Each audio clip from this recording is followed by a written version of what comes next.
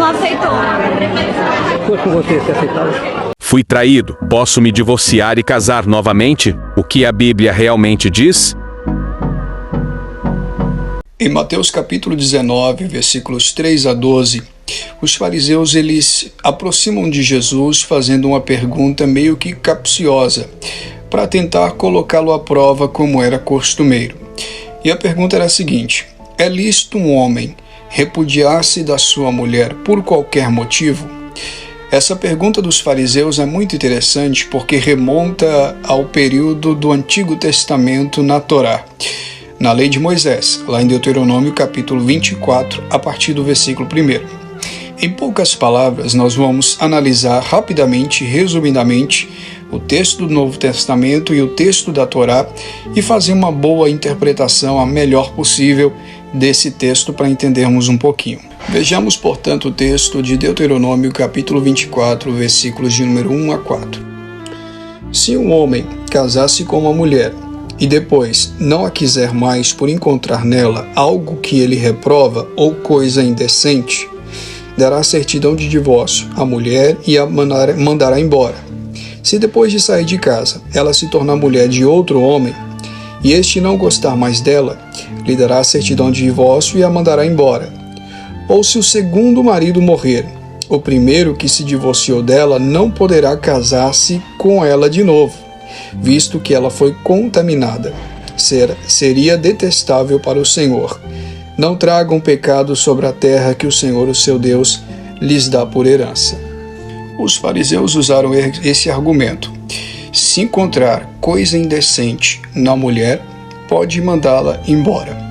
A pergunta que fica é: que coisa indecente é essa?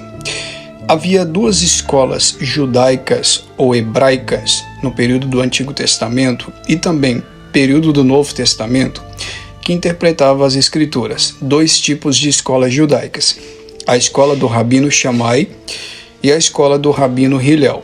A escola do Rabino Shammai dizia que o divórcio poderia acontecer em caso somente de adultério. Então eles interpretavam que essa coisa indecente de Deuteronômio capítulo 24 é literalmente a palavra adultério. Já a escola do Rabino Hillel dizia que o divórcio poderia ocorrer em qualquer motivo, por qualquer motivo. E essa coisa indecente citada na Torá poderia ser qualquer tipo de coisa. Por exemplo, se a mulher queimasse o arroz, o marido poderia desquitar, divorciar dela e mandá-la embora. Dentro dessa visão do Rabino Shammai, se a mulher fosse uma má cozinheira, ele tinha todo o direito de mandar ela embora. Terrível, né?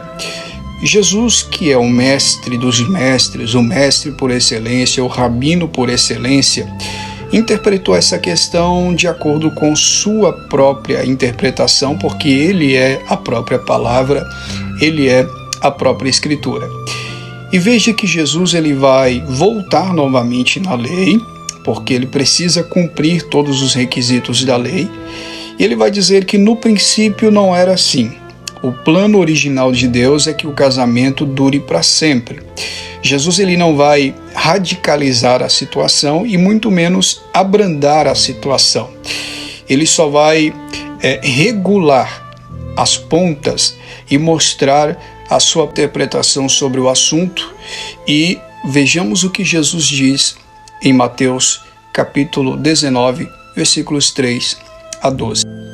Vamos ler apenas os versículos 8 e 9 que diz assim: Jesus respondeu: Moisés permitiu que vocês se divorciassem de suas mulheres por causa da dureza de coração de vocês, mas não foi assim desde o princípio. Eu lhes digo que todo aquele que se divorciar de sua mulher, exceto por imoralidade sexual, e se casar com outra mulher, estará cometendo adultério. Se olharmos cuidadosamente o texto grego de Mateus capítulo 19, versículo 9, no seu original, a palavra porneia aí no grego significa literalmente adultério, ou relações sexuais ilícitas, ou todo tipo, engloba no geral, todo tipo de relações sexuais ilícitas. Pode ser adultério, pode ser prostituição, pode ser incesto, todo tipo de relação sexual que não é dentro do matrimônio, dentro do casamento. Lembrando vocês que Jesus está aqui na mesma região em que João Batista condenou o adultério de Herodes Antipas, que tomou a mulher do seu irmão Filipe de Itureia. Então, se Jesus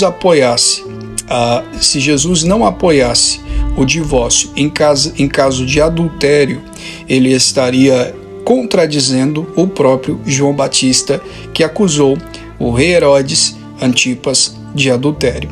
Então, foi uma pergunta muito capciosa ali naquele momento. Portanto, senhores, resumidamente, para o vídeo não ficar mais longo, eu quero expor aqui a minha visão de interpretação a respeito desse assunto, que é um pouco polêmico e tem causado debate até entre teólogos reformados a respeito desse assunto.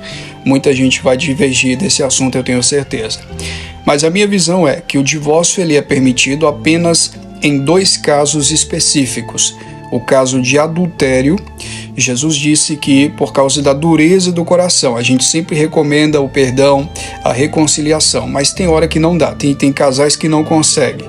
Então, em caso de adultério, é válido o divórcio, biblicamente falando, e também abandono irremediável, quando a pessoa sai de casa e não tem como você prendê-la na beira da cama, não tem condições, não tem como.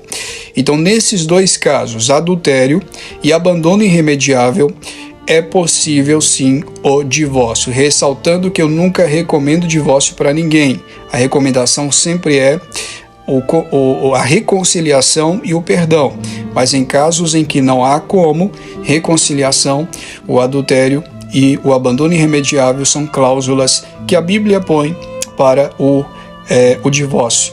Agora, questão de novo casamento, se você se divorcia, claro que você recebe um documento, que é uma averbação, para você se casar novamente. Não faz sentido você divorciar sem casar novamente.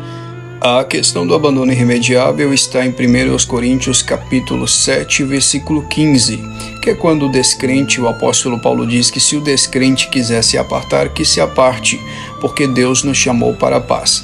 Lembrando que o abandono irremediável pode significar não só a pessoa que sai de casa, mas também a pessoa que agride.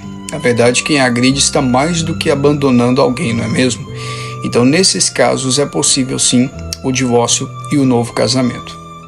Eu creio que essa é uma posição menos complexa a respeito do assunto. Não é fácil a interpretação desse texto, é um dos textos mais difíceis sim de interpretação. Muitos teólogos vão discordar, como John Piper, John MacArthur e também Timothy Keller e vários outros teólogos. Essa é a posição da Igreja Presbiteriana do Brasil, também da nossa confissão, a Confissão de Fé de Westminster, por ser uma posição menos complicada. Então está dado aí para você os 2 motivos que eu creio que é possível sim o divórcio e o novo casamento sem que haja perdão, que é o adultério e o abandono irremediável. E você, o que acha desse assunto? Discorda dessa posição? Escreva aqui abaixo. Não se esqueça de compartilhar com seus amigos.